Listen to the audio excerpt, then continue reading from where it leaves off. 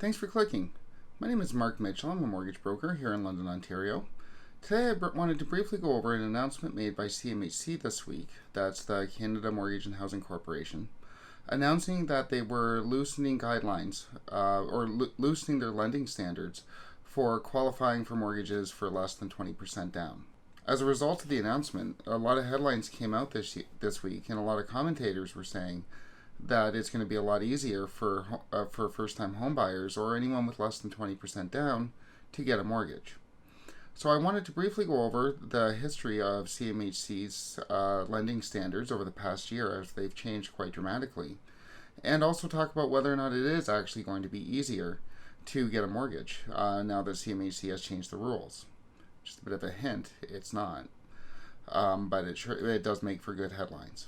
So I just wanted to go over what CMHC's done in the past year, what their new announcement says this week, and what changes or impact we're likely to see from that announcement.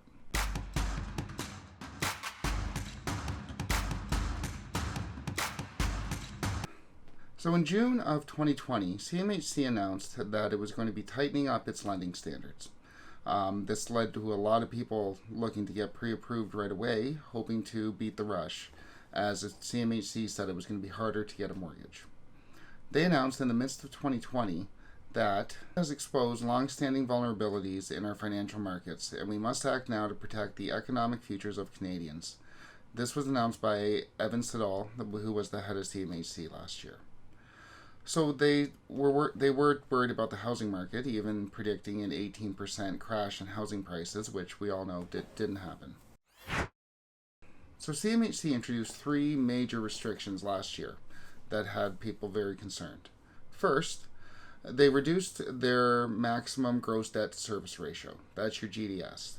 So that's the amount you pay in principal and interest on your house, your property taxes, and your heat.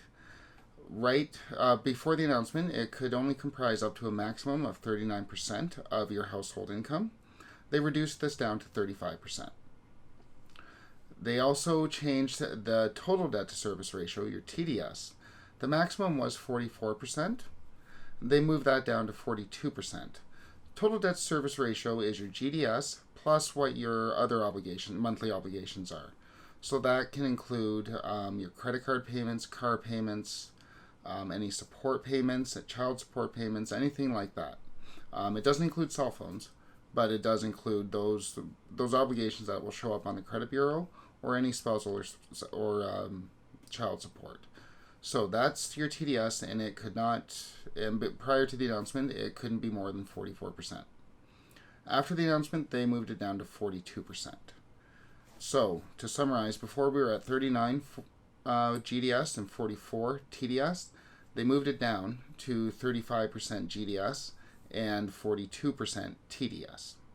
Secondly, they changed the minimum credit score required to get mortgage insurance from 620 all the way up to 680.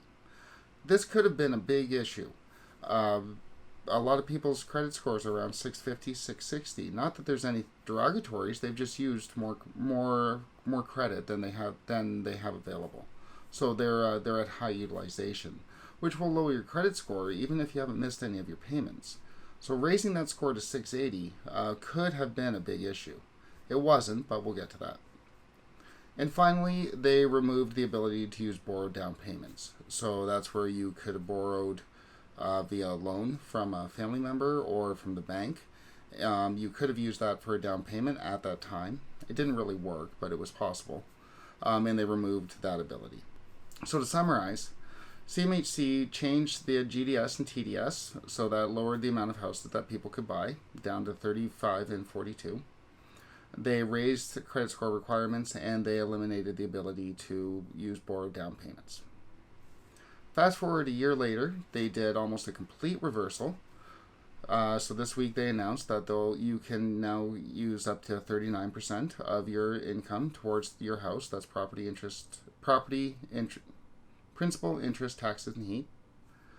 You can use up to 44% on your total debt servicing. So that's your house plus all your other debts.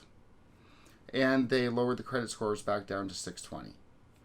You still can't use borrowed down payments, but the two biggest hurdles were changed back to the way they were last year. But, and here's the thing, and this is why all these announcements that CMHC just made the affordability much easier for Canadians are disingenuous at best. The other two insurers, Genworth, which is now Sagan, and Canada Guarantee, didn't change their lending requirements.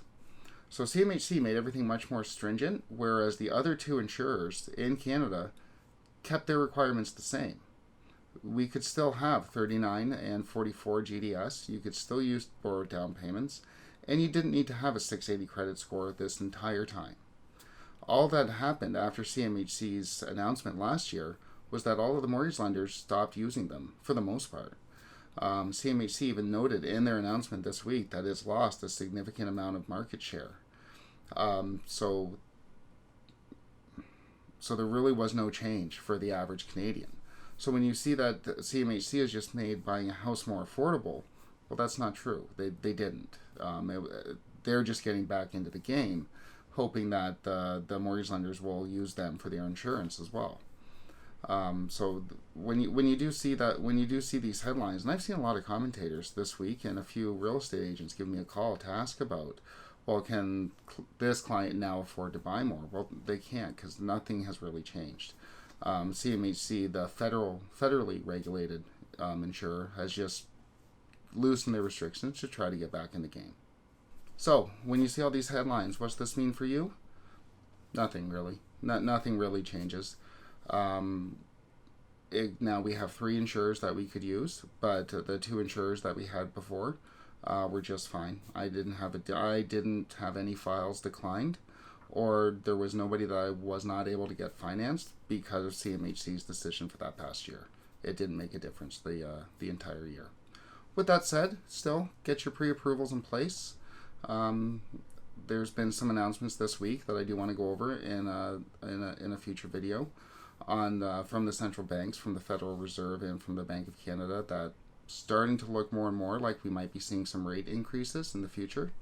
So get those pre-approvals locked in place. That way you at least have something on paper for your rate hold. So if you do find a house, you're going to still be able to get that lower interest rate. If you have any questions or comments, please do list them below. And if you want to see more content like this, like and subscribe. Thank you.